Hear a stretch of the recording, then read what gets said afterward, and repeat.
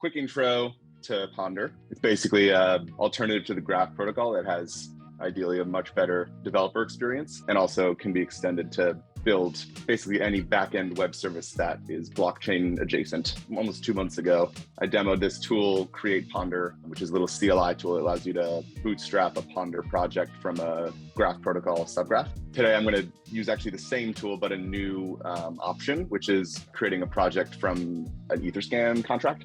For the example I'm using here, I'm going to use Art Gobblers. The outcome here is I'm just going to create a Ponder app that tracks ownership and maybe some other stuff.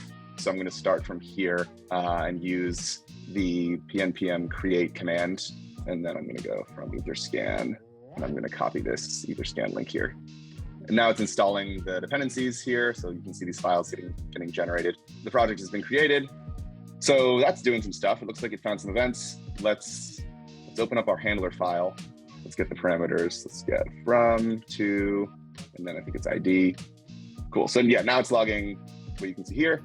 Another thing that I'll note here is that the backfill is not done. As you can see, like it's actually only 32% of the way through like all of the events emitted by this contract, like up to the current moment. But Ponder's designed such that as soon as it gets any events, it will run them. The idea behind this is that as soon as you create your Ponder app, you can just start writing code and you'll get some feedback. Let's open up our schema. Say we want the owner address, I guess, or I'll just call it owner, and that'll be like a Ethereum address. And then let's do updated at. Okay, so it seems like that's working. I'm going to open up the GraphQL server now. This does look like the correct schema. Token ID looks correct. So I'll run this.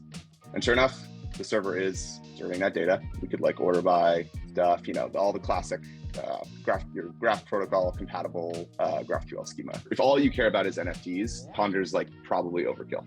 But for people building like more complex software that has an on-chain component, and you have non-standard, like non-ERC20, non-ERC721 events, then you basically immediately need a solution that's like Ponder.